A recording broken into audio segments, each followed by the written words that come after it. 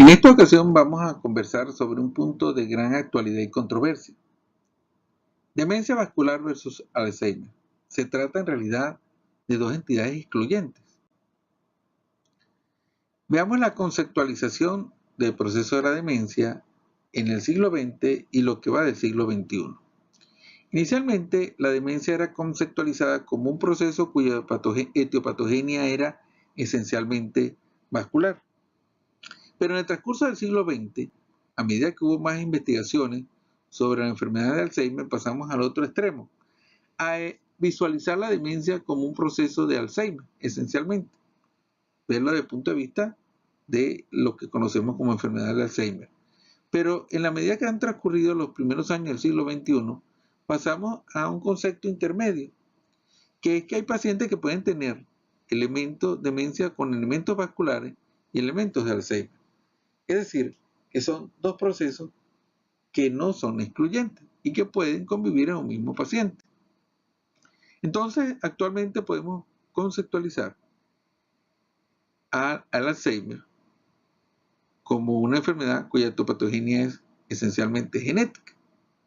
Y del otro lado, teníamos entonces a la demencia vascular, cuya etiopatogenia era esencialmente elementos cardiometabólicos, como la aterosclerosis, la hipertensión, la diabetes y la obesidad. Pero entonces este concepto es de dos problemas diferentes. Entonces nuestra obligación sería tratar de entender cómo estos dos procesos pueden integrarse en una sola fisiopatología. Y para entender esto, entonces tendríamos que recordar un elemento fundamental dentro de la neurología, que es la unidad neurovascular.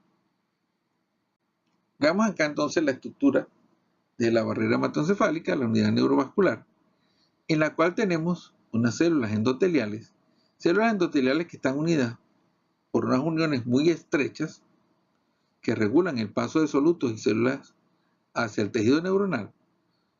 Tenemos sobre esas células endoteliales una lámina basal endotelial y sobre esa lámina unas células denominadas pericitos, astrocitos y células gliales. Vemos entonces acá la barrera normal.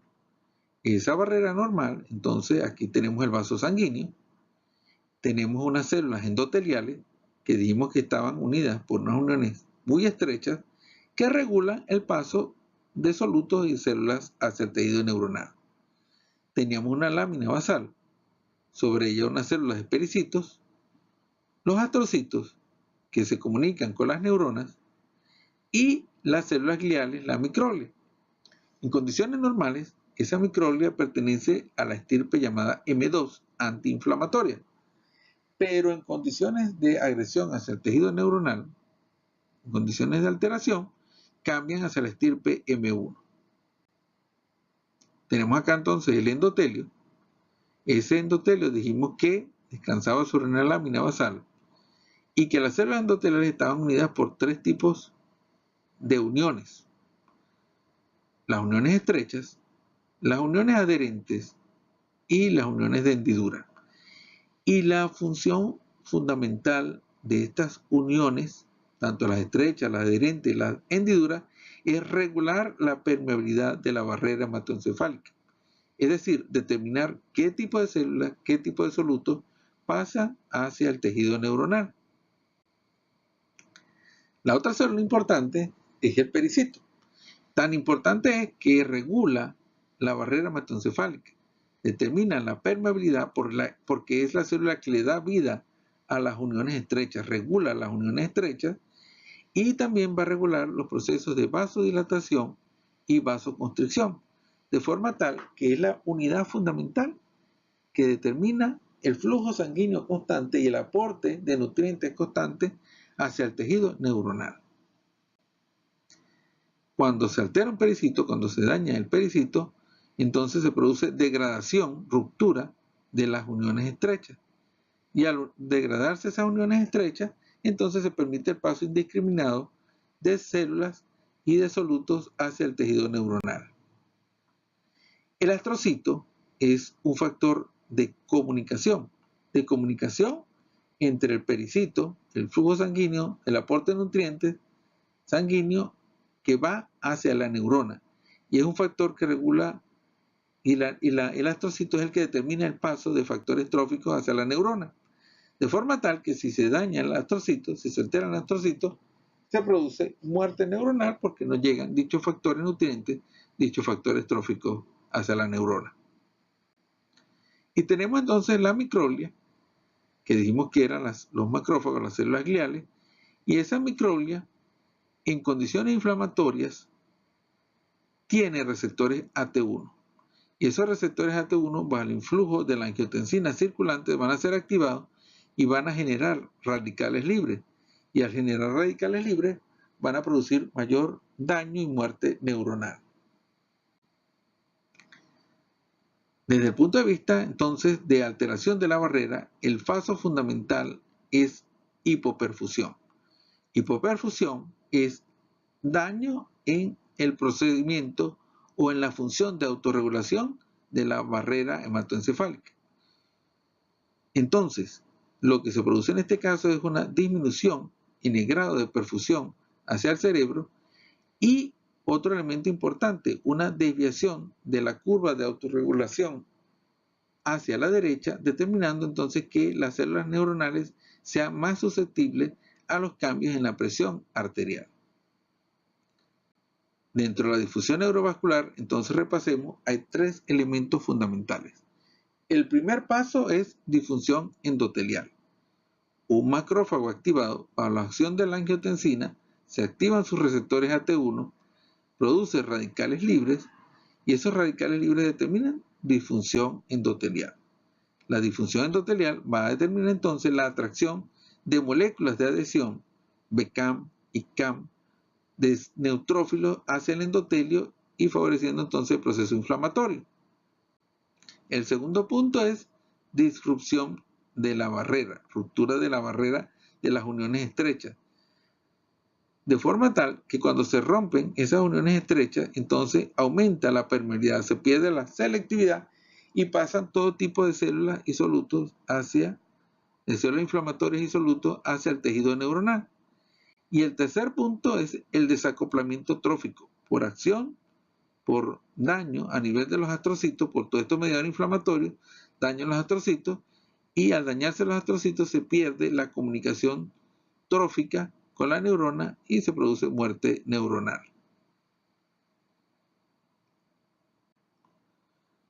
Veamos entonces el proceso de hipoperfusión cerebral.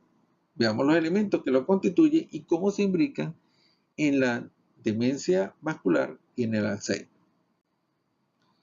Esta es la curva de flujo sanguíneo cerebral y vemos que ese flujo sanguíneo cerebral se mantiene más o menos constante hasta los 50 años. Y en este punto podemos observar el llamado nivel crítico de perfusión cerebral, donde se empieza a producir una disminución del flujo sanguíneo cerebral. Dentro del envejecimiento normal, en los años subsiguientes, a partir de los 50 años, en los años subsiguientes se produce una caída del flujo sanguíneo cerebral de forma normal de un 15 a un 20%. Pero si aparecen elementos o factores de riesgo vascular, cardiovascular, entonces esa caída se hace mucho más abrupta. Es decir, si el paciente desarrolla hipertensión, diabetes, obesidad, esa caída va a ser mucho más abrupta que ese 15 a 20% que habíamos visto anteriormente. La hipertensión, como elemento fundamental de daño neuronal, produce hipoperfusión cerebral. Tanto la hipertensión sistólica como la hipertensión diastólica producen caídas acentuadas en los niveles de perfusión cerebral. Y interesantemente podemos ver acá que el uso de bloqueadores AT1 revierte este proceso tempranamente, es decir, que puede revertir el proceso de la caída de la perfusión cerebral. Otro elemento importante es que, así como cae la perfusión cerebral, también cae el consumo de glucosa, el consumo metabólico. Es decir, que con el proceso de hipoperfusión hay un proceso de hipometabolismo, es decir, una especie de congelamiento cerebral, caída en el aporte de glucosa a la neurona. Entonces tenemos acá el proceso de hipoperfusión cerebral. y tenemos factores cardiometabólicos que lo producen. La hipertensión a través de la angiotensina 2, la aterosclerosis por limitación del flujo sanguíneo, la diabetes y la obesidad por aumento de radicales libres y la disminución del óxido nítrico van a producir entonces daño en la barrera hematoencefálica. Y el daño se va a traducir en los tres elementos anteriormente nombrados. El primero, disfunción endotelial por estrés oxidativo. El segundo, aumento de la permeabilidad por ruptura de las uniones estrechas. Y el tercero, el desacoplamiento trófico por muerte y daño de los astrocitos. Todo ello va a conllevar a neurodegeneración. ¿Cómo se relaciona el Alzheimer con todo este proceso? Y vamos a repasar cómo se produce el amiloide. En condiciones normales, hay en la llamada vía no amiloide, hay una proteína precursora de amiloide que normalmente debería sufrir la acción de una enzima llamada alfa-secretasa. Y al sufrir la acción de esta enzima alfa, se produce un fragmento inerte llamado fragmento P3. Pero en el desarrollo del Alzheimer, seguimos la vía del amiloide. ¿Cuál es la diferencia? Que en vez de activarse la alfa-secretasa, se activa dos enzimas. Primero una beta-secretasa y después una gamma-secretasa. Al partir el péptido amiloide, la beta y la gamma-secretasa van a originar entonces ese péptido amiloide. Y actualmente sabemos que la hipoperfusión cerebral activa la beta y la gamma secretasa. Entonces, aquí vemos una conexión entre los elementos de Alzheimer y los elementos vasculares, de forma tal que la hipoperfusión que nombramos anteriormente origina péptido amiloide. Entonces, el 90% de los pacientes con Alzheimer tienen signos de hipoperfusión cerebral.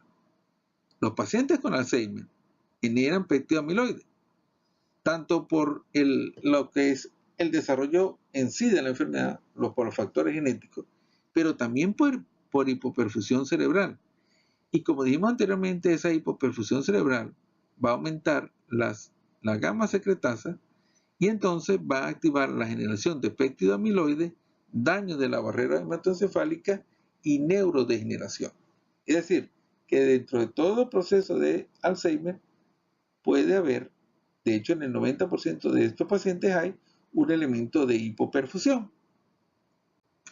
Interesantemente dijimos que la hipertensión, la diabetes, la obesidad, la aterosclerosis generan hipoperfusión. Pero vean ustedes, la hipertensión per se puede activar la gamma secretasa por la acción de la enzima convertidora. Es decir, que la hipertensión genera péptido amiloide. La diabetes, por el elemento de la insulinoresistencia, aumenta la generación de péptido amiloide por insulinoresistencia, y la obesidad, por la llamada leptinoresistencia, también origina péptido amiloide. Es decir, que los elementos cardiometabólicos, aparte de producir hipoperfusión cerebral, pueden generar péptido amiloide, con el consiguiente daño de la barrera hematoencefálica y neurodegeneración.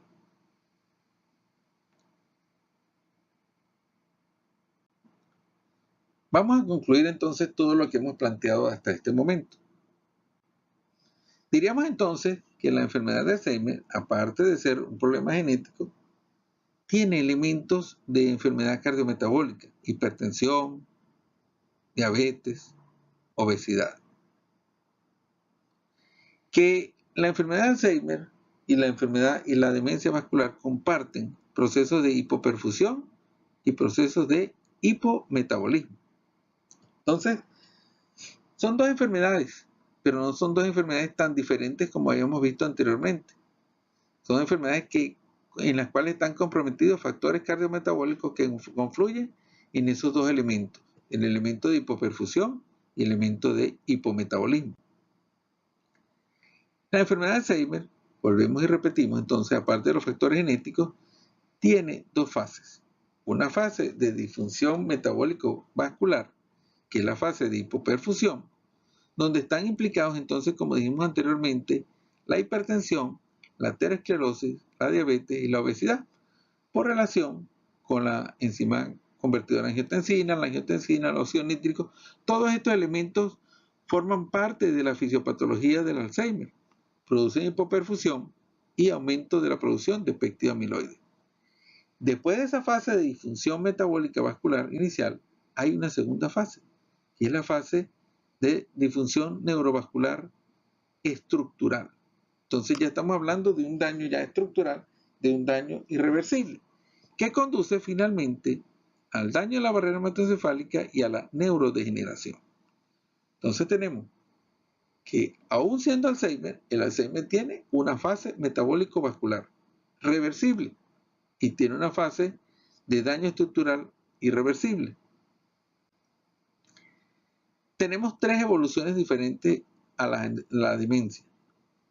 El daño desde el punto de vista clínico en la demencia vascular pura, el daño en el Alzheimer puro es más acentuado que en la demencia vascular pura, pero cuando están asociados daño vascular y Alzheimer juntos, combinados, el daño clínico, la pérdida en las funciones cognitivas del paciente es aún mayor, por lo cual uno podría concluir entonces que tratar los factores vasculares asociados a Alzheimer en primer lugar o a demencia vascular pura en segundo lugar son importantísimos porque van a permitir revertir gran parte del problema.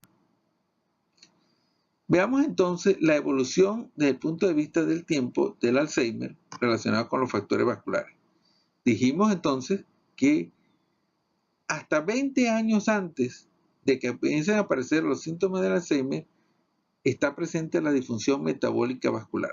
Es decir, 20 años antes de que nuestro paciente inicie el problema clínico, desde el punto de vista de detección clínica, ya tenemos disfunción metabólica vascular. Y 15 años antes de que aparezcan los síntomas, ya tenemos una alteración importante en la perfusión cerebral, aun cuando no haya una acumulación acentuada de péptido amiloide. Es decir, que la disfunción de perfusión y la disfunción metabólica son los elementos más tempranos que nos permitirían determinar el desarrollo de la enfermedad. Y dijimos entonces que ya a partir del año 0 de la enfermedad clínica ya hay una enfermedad estructural. Y a partir del año 0, cuando todavía no hay síntomas clínicos, podemos ver que ya la alteración de la perfusión es muy acentuada, irreversible, y la acumulación de péptido amiloide está ya al máximo. Es decir, que aun cuando el paciente no ha iniciado la sintomatología, ya tenemos daño estructural importante con una disminución al límite en la perfusión y en el metabolismo cerebral.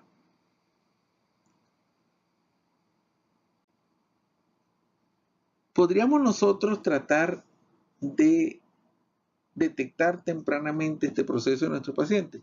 Vamos a hacer una comparación entre dos estrategias: medir metabolismo y medir perfusión, que es lo más temprano para determinar enfermedad. Mediríamos metabolismo a través de la tomografía de emisión por positrones con fluorodesoxiglucosa, eso para medir metabolismo, y por el otro lado, medir perfusión a través de la angiografía sin contraste, que de hecho es un método muy práctico porque no utiliza medios de contraste, no utiliza medios de contrastes especiales, es mucho más económico que realizar una tomografía de emisión por positrones. Lo que mide es flujo sanguíneo. Entonces, si comparamos estas dos estrategias, medir metabolismo y medir perfusión, podemos ver que en el paciente con Alzheimer, las alteraciones tanto del metabolismo como de la perfusión son iguales, están situadas en la misma zona con la misma extensión. Es decir, que los cambios de perfusión van paralelos con los daños metabólicos. Y no solamente en el Alzheimer, si se trata de demencia vascular, entonces igualmente los cambios en el metabolismo son similares en posición y extensión con respecto a los daños en perfusión. Es decir, que midiendo uno solo de estos factores podríamos determinar con años de antelación, antes de que se presenten los síntomas clínicos, el desarrollo de la patología. En realidad, la geografía sin contraste es un elemento fundamental en la actualidad para tratar de determinar qué pacientes podrían desarrollar este tipo de problemas. En la geografía sin contraste, entonces podríamos determinar años antes del desarrollo de la aparición de sintomatología clínica los factores que determinan la posibilidad del desarrollo tanto de demencia vascular como de Alzheimer en nuestros pacientes. Concluyamos entonces. El Alzheimer y la demencia vascular comparten elementos histopatológicos y fisiopatológicos en común. En segundo lugar, el concepto de unidad neurovascular permite integrar y comprender los procesos que conducen a la demencia.